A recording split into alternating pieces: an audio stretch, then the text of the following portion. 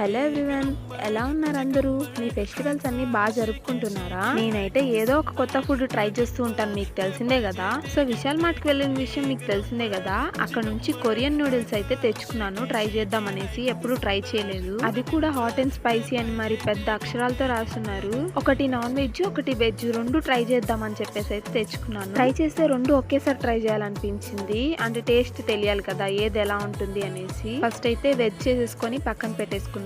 ఇంకా అదే బాండల్లోకి ఇలా నాన్ వెజ్ కూడా చేసేసుకుంటున్నాను. కొంచెం వాటర్ ఎక్కువ అయ్యేసరికి కొరియన్ సూప్ అని చెప్పేసి నేమ్ పెట్టేసి పక్కన ఒక బౌల్లో తీసి పెట్టేశాను వాటిని. సో ఫైనల్ గా కొరియన్ వెజ్ నూడిల్స్ అలాగే కొరియన్ నాన్ వెజ్ నూడిల్స్ అయితే ట్రై చేసేసాను. లిటరల్లీ అసలు ఎంత స్పైసీగా ఉందో నేను అస్సలు ఎక్స్పెక్ట్ చేయలేదు, అంత స్పైసీ ఉంటది అనేసి. ఒట్టి కలర్ యాడ్ చేసి ఉంటారులే అనుకున్నాను. ఆ సూప్ లో సాల్ట్ లేదనమాట, కొంచెం సాల్ట్ వేసి ఉంటే సూపర్ ఉండేది. ఈ కొరియన్ నూడిల్స్ తినేసరికి నాకు గుయ్యం అనింది. అంతే ఈ షార్ట్ కి. See on the next short. Bye by.